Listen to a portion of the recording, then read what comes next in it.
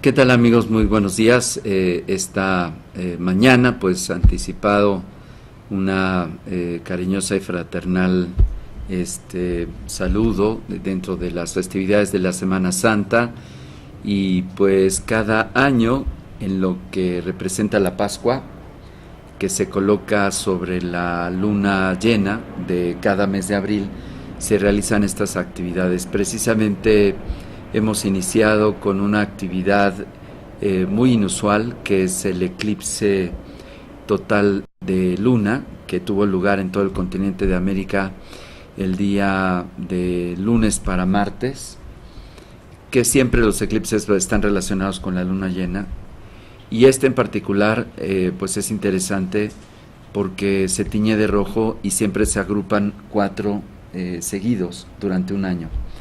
Habíamos dicho en otros programas que estos ciclos de estos 4 eclipses están relacionados con las culturas que usan a la luna como su referente, como la cultura hebrea, que de alguna manera tiene calendario lunar, pero que esto no solamente pues atañe a los judíos, sino también a otras tradiciones que tienen calendarios lunares y que tienen esta característica.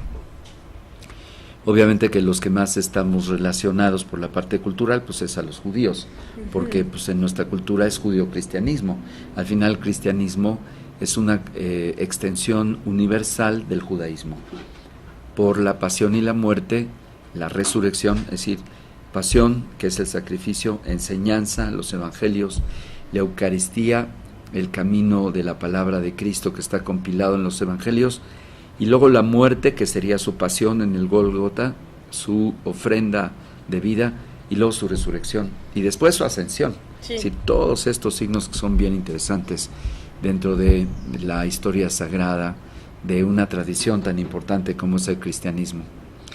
Y este año hemos iniciado con eclipses. Se ha dicho mucho sobre este aspecto, hemos publicado ya varias cosas en Facebook y hemos dicho aquí los programas, pero me quiero referir en esta ocasión, sobre los aspectos de las referencias históricas no cristianas sobre Jesús de Nazaret. Algunas ocasiones se ha dicho que incluso históricamente es difícil seguirle la huella a un personaje que en ese entonces, pues de alguna manera no fue tan famoso, sino hasta 300 años después. Por eso no se dejaban muchos registros ni muchos datos. Por eso es complicado encontrar vestigios directos que corroboren y comprueben que Jesús de Nazaret, que nace en Palestina, que son los bordes precisamente con la parte nororiental de Jerusalén, puedan arrojarnos datos históricos, ¿no? Es complicado. Sí, realmente sí es complicado todo este tema, porque luego también ha habido gente que cambia las cosas, también modifica un poco los antecedentes históricos, como tú mencionas. Los pocos que hay. Y a veces cambian un poco las cosas, y sí, no hay manera, a lo mejor en el papeleo, sí, ¿no? De realmente en dónde están todas las escrituras que dejó Jesús. Contesta ya, María. En Jerusalén. Tú contesta. Y la Biblia a veces, aunque es la verdad que dejó Cristo, pero hay muchas Biblias que también son modificadas por muchas otras religiones. Exactamente, ¿no? Y bueno, fuera de los concilios, si quieres le marcamos, tú márcale a Daniel.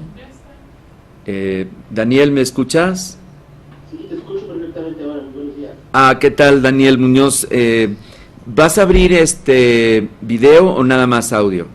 No, está abierto el video, de hecho, no está abierto el video. Bueno, entonces... No, No, vámonos también con tu video, claro. Okay. Tenemos apuntada la cámara al Skype precisamente. Mientras está Daniel Muñoz con nosotros, uno de los investigadores de temas místicos más importantes de México, y que ha visitado varios países en Latinoamérica, los Estados Unidos en congresos, experto en el tema OVNI, pero también experto en las religiones y colaborador de distintas televisoras, tanto de México como de Univisión y de otros países, pues es uno de los colaboradores y expertos que está también participando en nuestros programas. Tienes razón, es decir, se complica porque cada versión se va modificando desde el Concilio de Nicea, desde el Concilio de Trento, se van dejando los evangelios que se pueden denominar como canónicos y se rechazan otros documentos que son los apócrifos, y de todo esto pues se va generando pues una serie de contrainformaciones, etcétera. Tengo aquí unos datos. Me dice que si tú le marcas. Ok, vamos a esperar.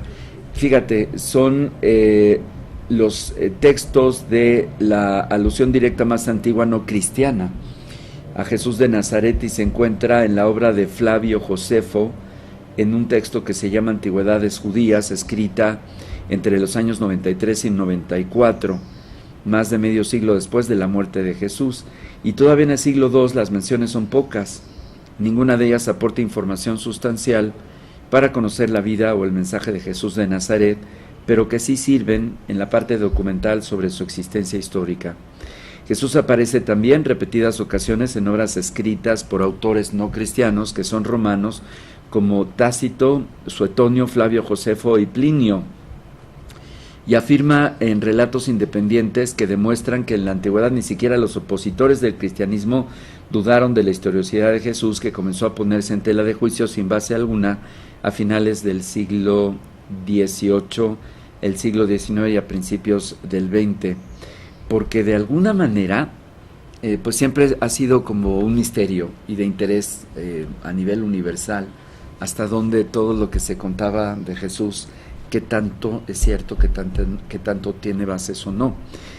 Te leo los párrafos capítulo 18, 63 al 64 del testimonio de Flaviano, precisamente Flavio Josefo. No menciona a los líderes del pequeño grupo que son Pedro y Pablo, ni a María, madre de Jesús. Sin embargo, hay dos párrafos que dicen: por aquel tiempo existió un hombre sabio llamado Jesús, si es lícito llamarle así, porque realizó grandes milagros y fue maestro de aquellos hombres que aceptan con placer la verdad. Atrajo a muchos judíos y a gentiles. Era el Cristo. Delatado por los principales de los judíos, Pilatos lo condena a la crucifixión.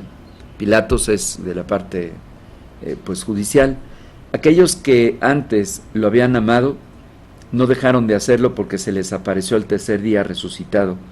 Los profetas habían anunciado y 1000 otros hechos maravillosos cerca de él, y desde entonces hasta la actualidad existe la agrupación de los cristianos.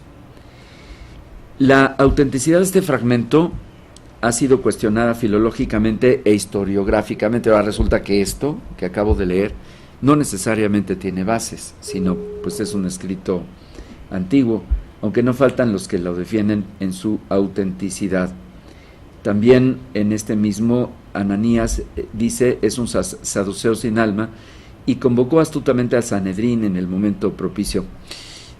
Daniel, estamos ya al aire y también ya tenemos tu video.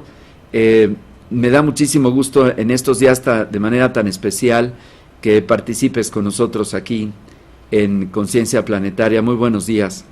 Hola, ¿cómo estás? Muy buenos días. Buenos días. Pues aquí yo también ya estoy listo para poder conversar con ustedes y sobre este tema que está tan de actualidad y que yo creo que siempre hace falta recordar, como bien estás haciendo, de una manera con conocimiento. Sí. Y vamos a recordar que es el tiempo de las vacaciones y del aguinaldo. Bueno, el aguinaldo en este caso, esto que será especial para Semana Santa en algunos lugares. Sí, no tienes micro. No, pues bueno, recordar las cosas como son, ¿no? Micro, allá. Así es. Yo considero que uno de los aspectos pues más interesantes resultan ser las fuentes sobre este personaje que universalmente pues puede significar uno de los más importantes en la historia de nuestra cultura. Y sobre las fuentes que no son cristianas, ¿tienes algunos comentarios? Porque bueno, las fuentes cristianas tenemos los documentos primero apócrifos, desde luego el Antiguo Testamento en su referencia hacia Moisés en el antiguo Éxodo, y obviamente los textos que pueden ser denominados contemporáneos. ¿Tienes algunos datos de fuentes no cristianas que hablen sobre Jesús? Sí, cómo no. Tenemos las fuentes egipcias que no son definitivamente cristianas, que tienen que ver con, le podríamos llamar de alguna manera apócrifos también, así como pues todos esos libros que existen, que conocemos por muchas fuentes de su existencia, y no solamente los que fueron censurados allá en el año 325 y después en el 393, en los concilios de Nicea por un lado y después en el de Hipona, sino que existen en Egipto libros que hablan, sorpréndete, del paso de Jesús por las escuelas iniciáticas de Zoroastro, que era donde iba de la mano de María Magdalena. Esto es algo que se sabe muy poco, es uno de estos textos que son oro puro. Cuando yo tuve la oportunidad de saber de esto, pues también me costó mucho trabajo poder dar con las posibilidades de tener conmigo una copia o algo por el estilo, hasta que lo logré, hasta que tuve la oportunidad, estando precisamente en el Museo del Cairo, darme tiempo para poder dedicarle un día completo a esa búsqueda, y lo pude encontrar. Y es sorprendente estar en el Museo del Cairo y nadie lo considera como un texto de importancia, precisamente porque no es que se habla del Mesías ni nada, simplemente se habla del paso de un hombre que precisamente así como tal lo mencionan como Yeshua, que proviene de Nazaret, y después hace las referencias históricas a María. No dice obviamente en ningún momento de Magdala, ni que sea su esposa ni nada, pero dice que ella era su maestra, porque ella era la suma sacerdotisa, así sorpréndete, de la orden esenia. Por esa razón es que yo, con mucha seguridad de las cosas que voy hablando y diciendo cuando estoy en los medios, he hablado con esta certidumbre del hecho de que estuvo pues claramente allí, estuvo en Egipto, y además de que iba de la mano de María Magdalena, porque he visto en el Museo del Cairo precisamente las fuentes. Wow, esto contesta un poco ese vacío de información de esta época donde Jesús se pierde y que se dice que estuvo en el desierto, pero más que en el desierto, estuvo en una periodo de aprendizaje en altas escuelas místicas, ¿no es así? Sí, de hecho estuvo viajando mucho, hasta donde yo he podido trazar y continuar con el trazo de su ruta, yendo en lo más que, así como cuando vas y te hablan de la ruta de Santiago, la tienes que ir a vivir para poderla conocer. Bueno, en mi caso personal, tuve la oportunidad, no la logré completar, es muy largo todo este periplo que él realizó, pero sí pude ir a algunos de los lugares en los cuales tanto su pasión, su vida, su muerte misma, se pudo de alguna forma vivir, y se sabe dónde fue, como a estos lugares que a través de los apócrifos se van mencionando. Pude ir poco a poco persiguiendo un poquito su ruta, y encontré de alguna forma rastros, lo podemos decir así, de él en Francia, en la India, en lo que llamaban las Galias, antes evidentemente no es Francia en ese momento, y también pude encontrarlo en la zona de Italia, en el norte de Italia. Se ve claramente que tuvo un paso, y es como ese famoso, tengo que ponerlo entre comillas, ataúd del cual se habla, que estuviera en Cachemira, allá en la India. O sea, son esas pequeñas plaquitas, vamos a decirlo así, esos pequeños exvotos, porque hay quien lo pone así, que se ponen para recordar que algo pasó ahí, como cuando pides un favor a la Virgen y que después le llevas una pinturita hecha por ti, que es lo que se llama exvoto. Igualito, de la misma manera, hay quienes después de tantos años pusieron allí, en este lugar, por aquí pasó Jesús en sus años perdidos. Hay mucho de todo esto, Toledo también, precisamente. O sea que realmente viajó bastante. Yo sé de su presencia en Inglaterra, pero no tengo las pruebas todavía, y no sé si esto haya tenido que ver con como le llamamos, la muerte de él, con sus restos, porque recuérdate que José de Arimatea era una persona que era comerciante, y él era como adepto, seguidor, casi podría decir en esos tiempos, casi fan de Jesús, y él llevaba para donde pudiera y donde para él fuera posible todo lo que tuviera que ver con el mensaje crístico. Claro, era muy conocedor de rutas comerciales, claro. Exactamente, y te digo, si tú vas a Glastonbury, en Glastonbury está lleno de José de Arimatea, de María Magdalena, pero también hay evidentes rastros de cosas de Jesús. Aquí no he podido yo confirmar que sea Jesús mismo el que pudo estar por allá. No me extrañaría, finalmente fueron muchos años de su juventud los que están perdidos ahí en la historia, pero vamos, no tengo una prueba como tal, pero sí hay definitivamente indicios y vestigios Muy bien. de que Jesús estuvo fuera de los círculos cristianos, a los cuales nos han acostumbrado a creer que Él estuvo nada más. Claro, vamos a ir a una pequeña pausa, vamos a hacer una rapidísima pausa, regresamos contigo porque sabemos que traes el tiempo muy justo, no se vaya, estamos con el investigador Daniel Muñoz, regreso después de esta pequeña pausa.